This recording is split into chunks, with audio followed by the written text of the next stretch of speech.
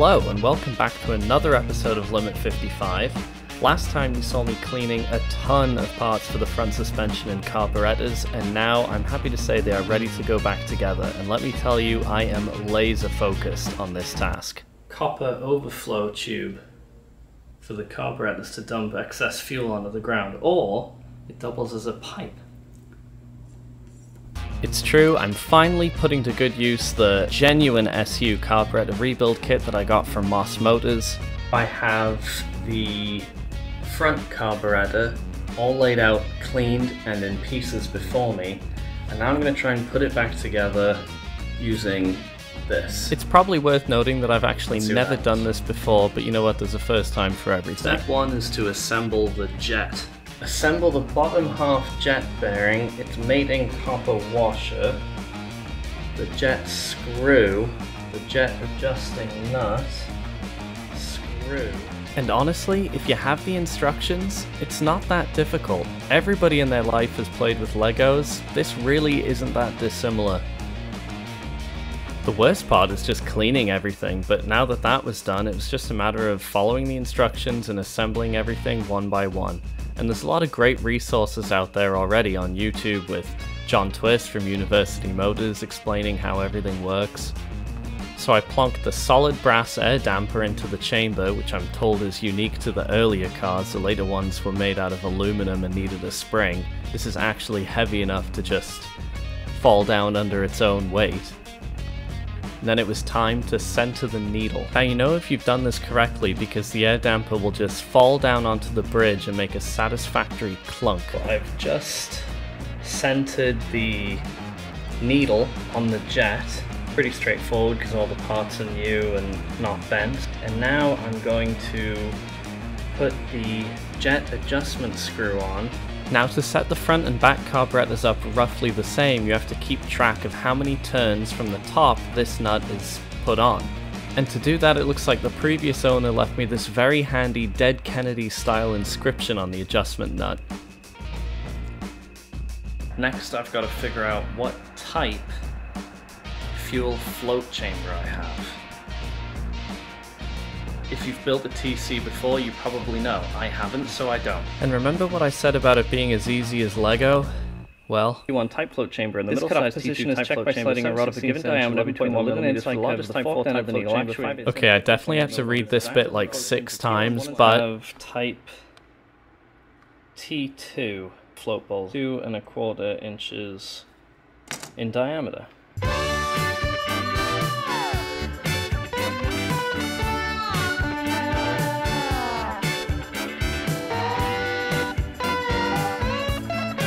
Between finishing the first carburetor and starting building the second one, winter has arrived in California, so I'm wearing a jacket now.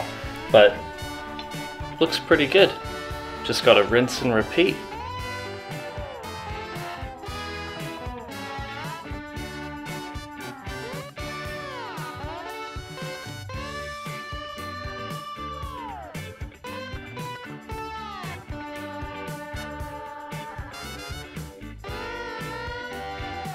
Oops, I did that wrong. I did it wrong.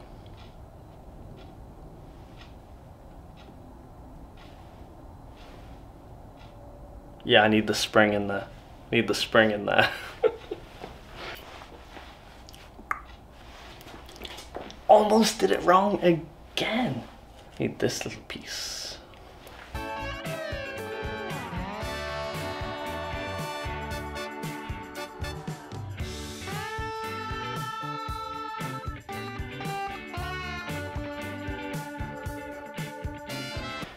The jet assembly is what makes all the magic happen, and it's also what always leaks. So,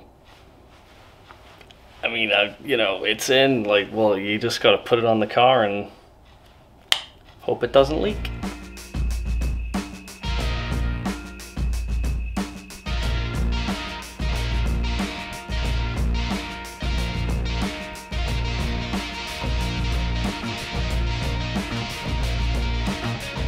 So I just took the jet spring off to follow the procedure to center the jet, and you can see that the little air damper piston in there is now hitting the bridge with the needle on it going inside that jet, which is what we want.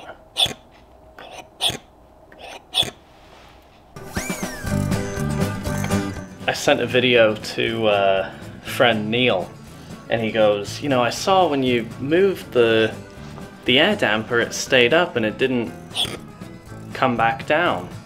And I was like, you're right, that's so weird, you know, there's supposed to be a spring inside above the air damper to push it back down like the MGA has.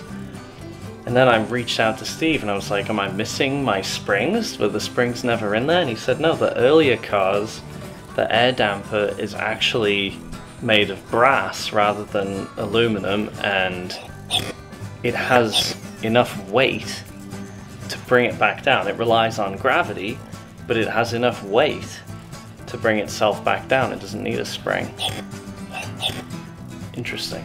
Just bolted the float bowl on with the famously easily strippable aluminum threads in the body of the carb. Didn't strip them.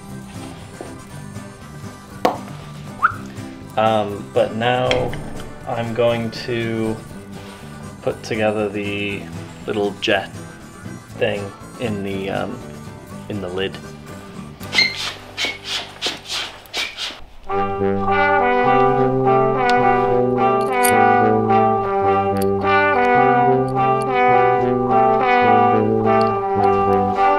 So I'm just putting the lid together, right? The float bowl lid, and I have a banjo bowl which goes right in there.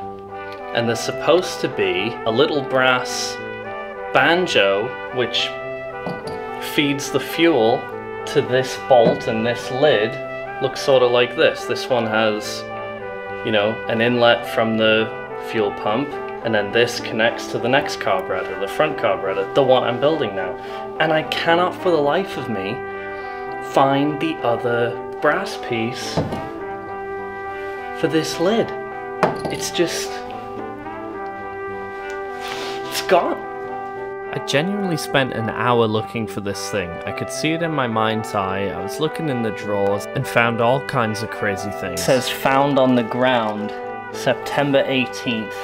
Not sure if needed, so that's a good sign. I kept looking until eventually I found... No way.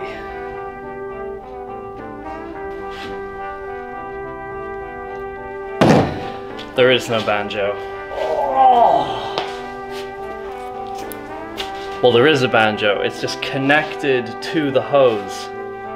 Here's an old photo from when the car was together. Look, there's the back carburetor, there's the front one, there's the hose connecting the two I was telling you about, and look. That is connected to the hose. It's not a separate piece, it's all molded onto the rubber line. I tell you, it's this prior knowledge with the MGA. It's twice it's got me now. The springs in the air damper are not being, you know, needed in this case, and now this stupid hose thing. There it is. That's what I was looking for. This is exactly the kind of lesson you just kind of learn the first time you do something. Here's another thing I just learned because I've never done this before. I'm looking at this, and this little paper gasket was between the dash part and the body of the carburetor, because it happens to be the same diameter or similar enough that it fit. And then I went to put the lid on the bowl and I was thinking, there should be a gasket between that interface because that's where the fuel is, and the kit only came with one. So I'm thinking, like, gasket definitely needs to go on the fuel bowl lid. So do that, not the wrong way that I did like earlier. Do it this way. Some wing nut in the lifetime of these things cut the little overflow pipe short. they pour all the gasoline right onto the exhaust manifold, which is usually quite warm. So if that was you and you're watching this video, I resent you. This should be like 2 feet long. It's about 2 inches long. But despite a couple of stumbles from prior knowledge of the dashpot springs and the banjo bolts tripping me up, I'd finished rebuilding the carburetors.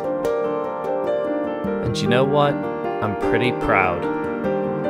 And that is how you rebuild a set of MGTC carburetors. Thanks for watching. I'll see you next time.